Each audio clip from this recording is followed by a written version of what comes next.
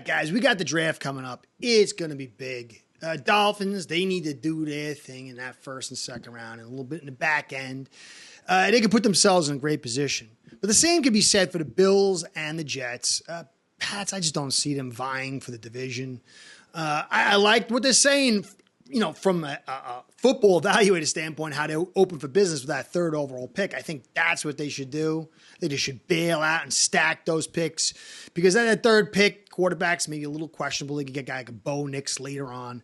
But I don't think they're going to compete. So I want to cover the AFC East today. I'm going to do the Pats on the side. I'm going to do the Dolphins on the side because I want to focus on them. I'm going to touch on the Dolphins lightly because we kind of know what the deal is. But I want to focus on the Jets and the Bills because, when you're watching the draft, you're hoping for your team to do well, and then you're rooting for the teams you hate to screw it up. And sometimes if things don't go your way, well, you can pick the play you want, and the other team screws it up. It makes it feel a lot better. So I want to focus on the Bills and the Jets, and you'll see. I hear a lot of talk. The Bills, they're done. I don't see that. I think they could make mistakes in this draft and make it a lot harder themselves. But football is a whiplash league. Who thought Rodgers was going to go down in 4 plays? Who thought the Bills, after being on the carpet and getting back, would get back up and, get into the postseason and win? So you don't know. The Dolphins, we were up, we were ready for the conference, and then we had to squeak in. You never know with football. So right now, I like all 3 of these teams in their potentials, but there's some strong weaknesses in this draft. It's going to be big. So I'm going to cover the Dolphins first here quick. Obviously, we know what we need. We've been talking about it. Waddle and Hill, don't need anything there. Although you need a third wide receiver and maybe want to move off Hill, sort of prices that, Waddle is going to probably be getting. So I could see the receiver point of getting a guy in here. But then there's a guys in the second round, a super deep tackle and receiver draft. And, sometimes you got to hit in that second round and overdraft rather than, trying to get the top guy. And, he's a good player. You've got to find guys later in the draft that overachieve to fill that. And with Hill and Waddle, Hill's going to be here for 2 more years. I don't know. Maybe. Second round, I could see it a lot more. Tua, some people talk about Tua. We're not drafting. Mike White is making solid money. You can't cut him. We're really tight on the cap. Can't get rid of him. You got Skyler you've been developing. Draft a quarterback another season, not this season. Tua is here. He's going to be the quarterback. They want to see what even if they want to just see what he's about and trade him or whatever, if you don't like Tua, he's here. You're not spending a first round pick. 24 and 25 is Windows victory. So forget about that. Smith. Jonnu Smith, they're not too hot on with the PFF grades, but I think with Tua and this offense, I think that color grade's going to go up a lot, especially in the passing department. I really like him being here for so many reasons. I've talked about it. Jackson, some people think he did well last year. I think sometimes he played above average, sometimes he played average, sometimes he played below average. What will he do this year? That's going to be the big deal. There's no more excuses. He's got to do really, really well. And you don't just base it on the sacks. He had some good games, but we could clearly see that some of it did. So it's but they're not going to add a tackle, a right tackle. They might look at the left tackle with Armstead. There's a hole there. You don't know if he's going to play the whole season. He's great if he does, but he's not going to be here more than probably next year. I mean, at the very least, the very most, he's gone after next year. So it's 2 seasons at the very, the most, I think, after this season. So, we know tackles that could play guard. That's a real Eichenberg. I don't know. Maybe we'll say, I'm sorry, let it to Eichenberg. I don't think so. I don't like him as a backup center. But, he's here. He's going to play. He's going to be a solid prime depth player. Brewer, I like some things of Brewer. He's got some strengths and some weaknesses. How often can we keep him using his strengths and keep him away from being attacked in his weaknesses is going to mean a lot. Jones, I like Jones in the run blocking, the drive blocking department. All the areas are a little shaky, but then you got Wynn and Driscoll.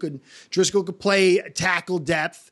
I guess, I feel pretty good at that. Not great, like if Armstead goes down for 6 or 7 games, I don't feel good about Driscoll playing that position. But Driscoll could play guard. He could play tackle. So there's some depth there, but you got to figure we're going to have to add some help there. Now, it could be maybe later in the 4th round, maybe in free agency afterwards.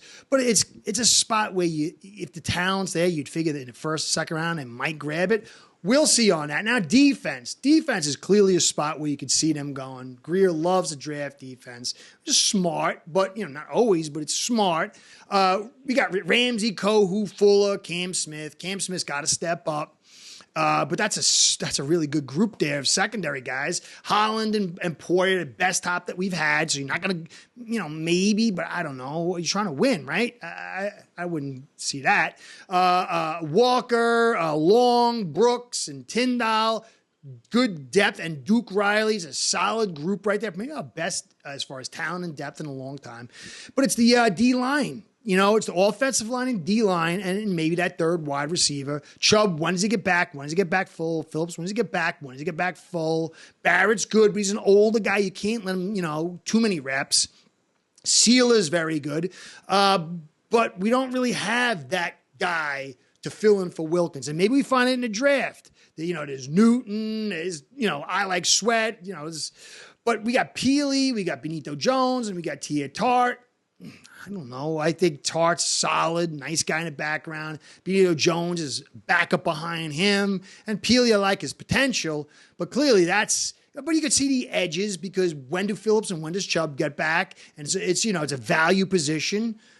Phillips has been signed to next year, but if you gave him the 5th-year option and Chubb's going to be locked in for 2 more years, is that really where you need to go? Maybe. I don't know. I think that the interior D-line and offensive line is where we need to go in that first and second round. You could take your flyers like you did with VG and stuff like that in the 4th rounds and beyond, but we need offensive line and defensive line help. But it's a pretty darn good-looking roster if this gets taken care of. Football is the offensive line and the defensive line is the line of scrimmage. So how guys step up, how guys stay healthy, and what we add is going to be key. So I'm going to get into the other 2 teams now, and you'll see that they're close. They're very close. They can be dangerous if they don't get the nasty luck and if they, if they add the right pieces. Before I do that, guys, I want to say thanks for all you do, the likes, subscribes, the comments, and views. I love covering football, and the only way it happens is through all that stuff. Lets my sponsors know I'm doing a good job and keeps me doing it. So, guys, I want to give you a shout-out and a shout-out to Acebread, my sponsor. Without the 2 of you, this show ain't going down. Acebread's betting software is the premier white label platform for bookies to manage their players and grow their sportsbook operation. Click the link in the description below to get set up in minutes. Ask for the Curtis promo and get a special introductory discount. I'm going to start off with the New York Jets. Last year it really felt like the New York Jets. Who would have thought 4 plays in, Rodgers goes down for the season? That defense, even if you're a Dolphins or a Bills fan, you got to say that defense is tough. They were on the field all day. They finally broke. There was no offense. It was one of the worst offenses, if not the worst offense in the league. The defense is solid. The only thing you could say is Adams and Clark. They've shown some stuff, and when you're running a heavy man, the safeties aren't as critical. But, you got Reed, Carter, Gardner, Williams, Mosley, Sherwood. They've got all the stuff. Sherwood's guy showed a little bit. We'll see he's a backup. But Mosley and Williams are really good. Quinn and Williams is unbelievable inside. Then they got Franklin Myers, a good rotational guy with Kinlaw. Kinlaw's got some strengths and some weaknesses, but that's not terrible. Maybe they could add a little help there. Reddick and Johnson, excellent on the outside with Will McDonald, their first-round pick. So I can't see them going defense in that first or second round. That would be crazy. Clearly your offense is where it's at. You got a 40-plus-year-old quarterback coming off Achilles injury. They got Williams. He's an unbelievable player, but he's coming off a major injury. When will he be back? How long will it take? What will he look like? It's a little bit of unknown. Wilson's great. He's really an unbelievable player. But they got Lazard. So clearly the receiving group is some way you can get help. But Leggett in that second round, or this is all the guys. This is a deep draft, so you figure second round, they could probably maybe add someone there. Rodgers, they're not going to draft a backup quarterback now. They're going to rip the whole thing down and start again. They're going to run this as long as they can. Hall's the back, for the future. He's a great back if he's healthy. Conklin's a solid tight end. They can talk about Brockers. I could see, hey, you know what? You don't get the wide receiver. You get Brockers. He can help you blocking. He can help you in the pass game. You run 2 tight end sets. You got Williams who come back eventually, and Wilson. So I could see maybe not going for the receiver. And I can understand Brockers, but man, are you rolling the dice? And if your name's the Jets, do you want to roll the dice like that? I mean, Tyron Smith's great, but he's injured. He's always injured. I mean, not always for season and stuff, but he's going to be unbelievable if he's there, but you going to bet on that? Now, Morgan Moses, I wanted him to get us. The Jets had him, let him walk. They regretted it. They brought him back. Had a little bit of injury history, but he's been very, very healthy. But he's older. So is that last year's injury the wearing down and now it's going to be a trend? Or was it a blip? You got two guys that are older, one with a real injury history at the tackle spot. It will make it very hard. I don't know. I think you could find a tight end in that second round or receiver in a second round more easily than you could find a tackle that you could put in there, and preferably a tackle that play guard position as well. Simpson out from 3 yards per carry has got me on liking that pick. I'm still looking at him. I'm feeling pretty good about it, but I don't know. They got a little bit of older guys that behind there, but that's kind of vacant. That tackle who could play guard would be big for that. Tippmann was a big pick for them. He played pretty well. Expect him to get better. Vera Tucker's always injured. 2 years is his third season. 2 major injuries. How do you roll the dice on that with him and Tyron? So I don't know. Brockers or an offensive lineman seems like the deal. I get Brockers. I'm hoping they grab receiver or defense. I think that would be the best for them. If you know what I'm saying.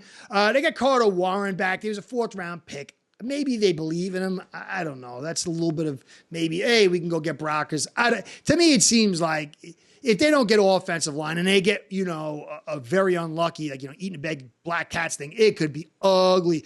Rodgers can offset things in the line of scrimmage, but you need blockers. We're Dolphins fans. I think you know that. So we'll see. I think we got to hope for defense on that round one.